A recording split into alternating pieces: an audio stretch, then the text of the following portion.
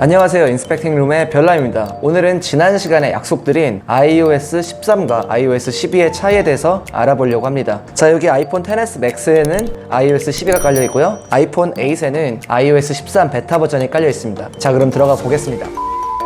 자, 먼저 디스플레이를 보면은 설정에 먼저 들어가 보겠습니다. 그러면 여기 디스플레이 및 밝기 칸을 들어가 보시면은 왼쪽에 있는 iOS 13에는 다크 모드가 추가되어 있는 것을 볼 수 있어요.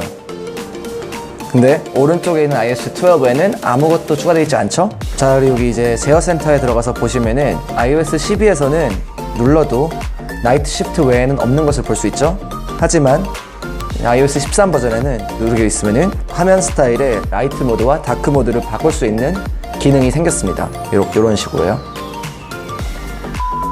자, 그리고 두 번째 달라진 점은 볼륨 버튼을 눌렀을 때 원래 기존에는 이렇게 흉한 아이콘이 나오는 것을 볼 수 있죠. 하지만 iOS 13에서는 이렇게 누르면은 왼편 위에 얇게 이렇게 표시가 됩니다. 이게 영상을 자주 보시는 분들을 위해 화면을 자꾸 가리는 그런 현상을 없애기 위해서 바뀐 것이라고 합니다. 무척 마음에 드는 점이에요. iOS 13에 추가된 기능 중에 하나는 38개 정도의 언어가 더 추가되었다고 합니다. 원래 기존보다도 더 많은 언어의 양을 이제 선택하실 수 있다고 합니다.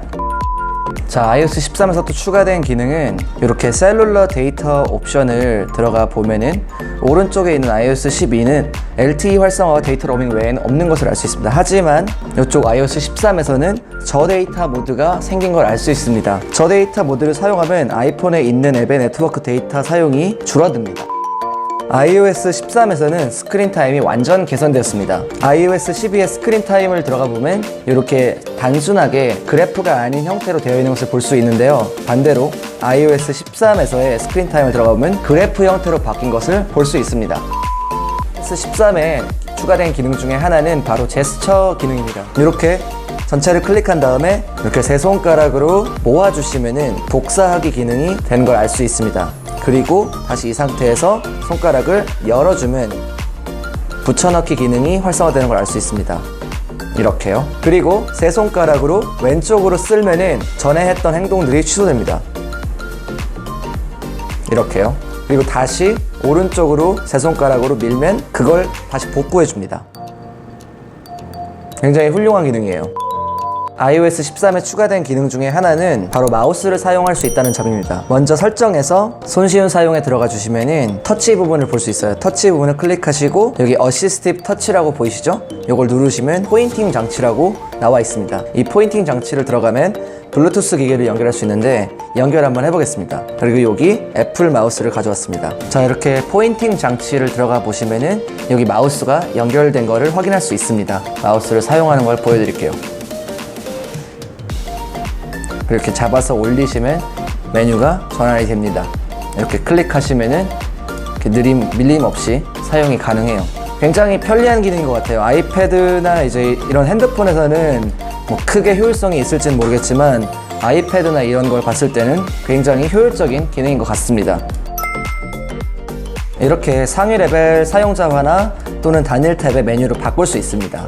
거기다가 포인팅 장치 칸을 들어가 보시면은 이렇게 버튼에 대해서 사용할 수 있는 액션들을 바꿀 수도 있습니다. 거기다가 추가할 수도 있고요. 자, iOS 13에 추가된 기능 중에 한 가지는 바로 손쉬운 사용 부분이 바로 기존에는 일반에 들어가서 손쉬운 사용을 할 수 있었죠, 원래는. 근데 이 부분이 새롭게 메뉴화돼서 바탕화면에 나와 있습니다. 훨씬 더 좋고 편리하게 설정할 수 있도록 아이콘이랑 여러 가지 기타 기능들이 발전했습니다. 자, iOS 13에는 노트 기능이 강화됐습니다. 이렇게 공유 버튼을 누르면은 이렇게 하단에 이런 식으로 보기 좋게 아이콘 형태로 바뀐 것을 알 수 있습니다. 반면에 iOS 12에서는 공유 버튼을 눌러도 이런 식으로밖에 할 수가 없었어요. 굉장히 훌륭한 기능이라고 생각합니다. iOS 13에는 배터리 기능이 강화되었습니다. 자, 이렇게 배터리를 들어가 보면은 이렇게 기본 화면은 비슷해요. 하지만 배터리 성능 상태를 들어가 봤을 때는 여기 최적화된 배터리 충전이라는 부분이 추가된 것을 볼 수 있습니다. 사용자의 핸드폰 사용 패턴을 판단해서 가장 효율적인 배터리 성능을 나타내 줄 수 있는 기능이라고 합니다. 지금까지 iOS 13의 대표적인 기능들을 알아봤습니다. 영상이 도움이 되셨다면 저희에게 좋아요와 구독은 굉장히 큰 힘이 됩니다. 지금까지 인스펙팅룸의 별남이었습니다. 감사합니다.